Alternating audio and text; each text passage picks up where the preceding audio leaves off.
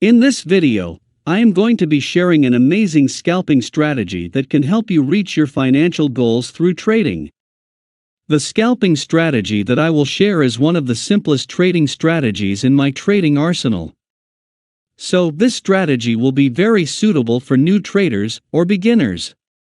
But before we start, be sure to like this video and subscribe to our channel so that you don't miss on any of our new videos. With that being said, let's get into the strategy itself. First, let's talk about the time frame. Scalping is a form of day trading. But scalping consists of quick entries and exits for smaller amounts of profits. Hence, the best time frame for pure scalping is a 1-minute chart. On these lower time frames there are large moves that indicate a certain sentiment. But the fact is that these huge price moves are generally short-lived. The simple logic behind this is that for a couple of minutes the sellers may be absent. Hence, the buyers may be able to push the prices upwards.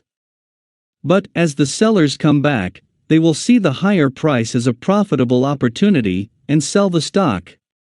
We will use this simple logic and create a trading strategy around it.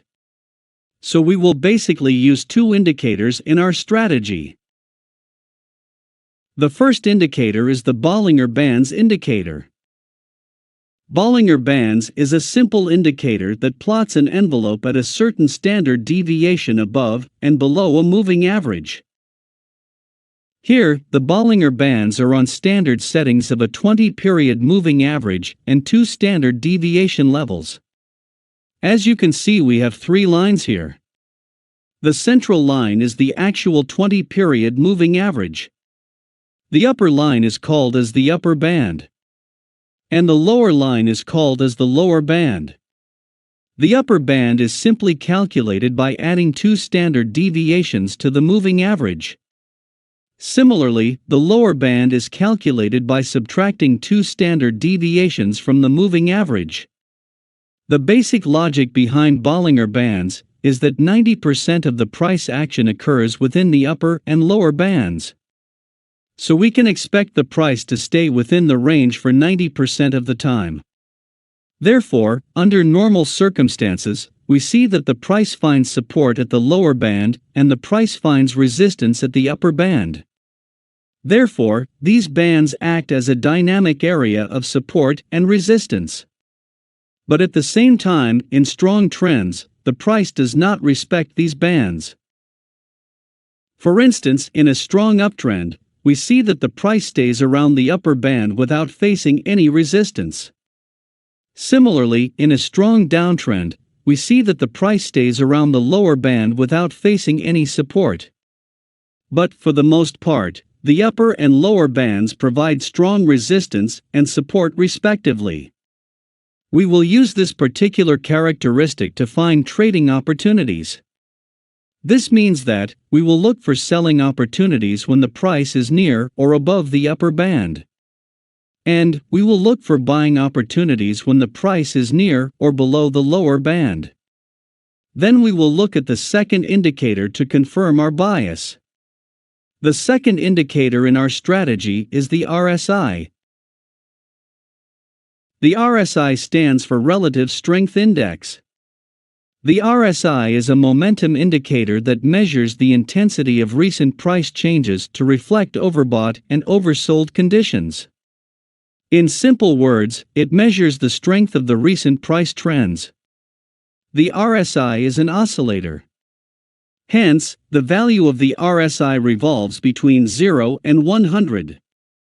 By default, the RSI is plotted based on the last 14 candles. And the overbought and oversold levels are set to 70 and 30 respectively. There are a couple of ways traders use the RSI.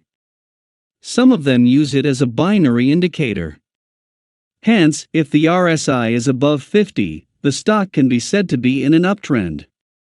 Similarly, if the RSI is below 50, the stock is said to be in a downtrend. This is a very immature approach towards the indicator, and we should not use this approach. The other way of trading is by using the RSI to trade on overbought and oversold levels. So, whenever RSI goes above 70, the RSI is said to be in an overbought condition. In other words, the stock has become expensive. Therefore, we can expect the price to reverse and fall. On the other hand, when the RSI drops below 30, the RSI is said to be in an oversold condition. Hence, we can expect the price to reverse and start an uptrend. We will use this approach in our trading. But we will change the settings of the RSI. We will change the period from the default 14 and make it 8. We will also change the overbought level from 70 to 80. Similarly, we will change the oversold region from 30 to 20. Now we will look for confluence between the RSI and Bollinger Bands. So, we will look for selling opportunities when the price is above the upper Bollinger Band and the RSI is above 80.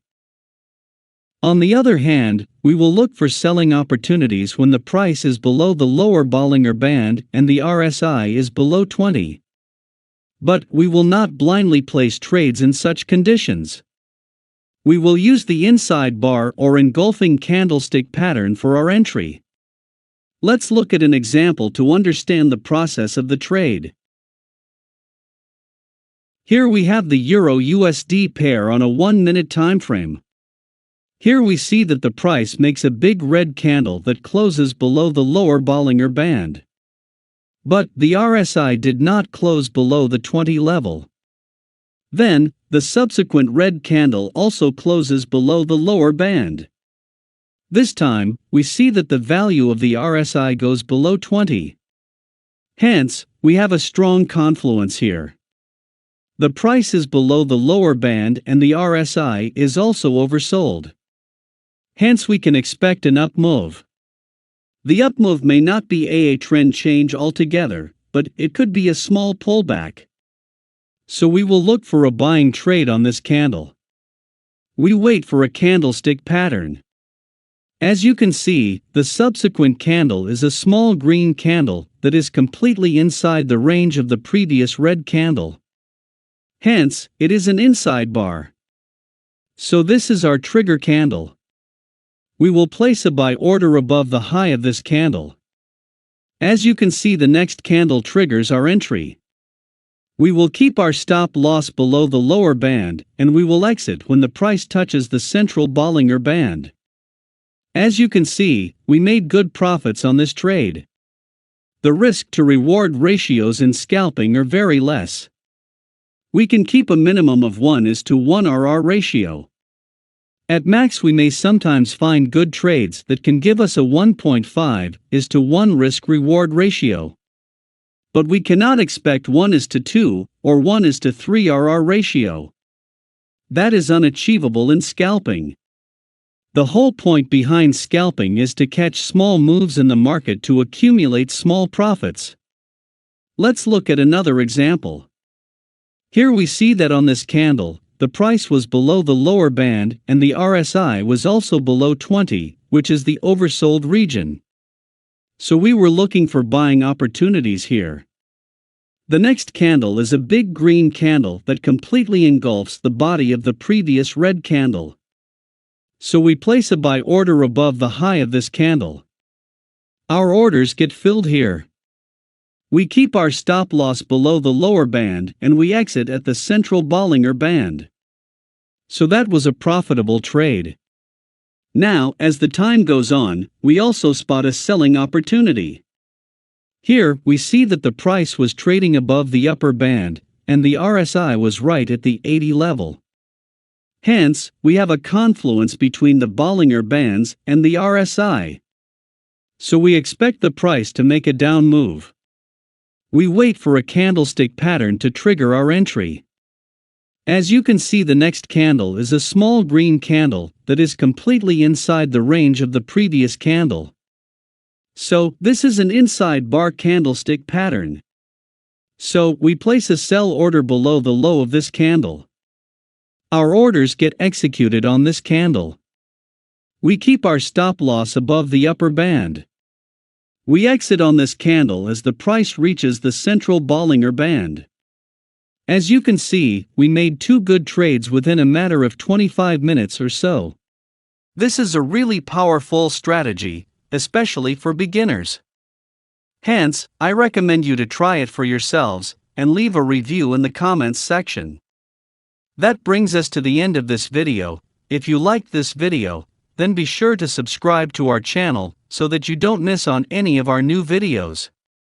See you soon.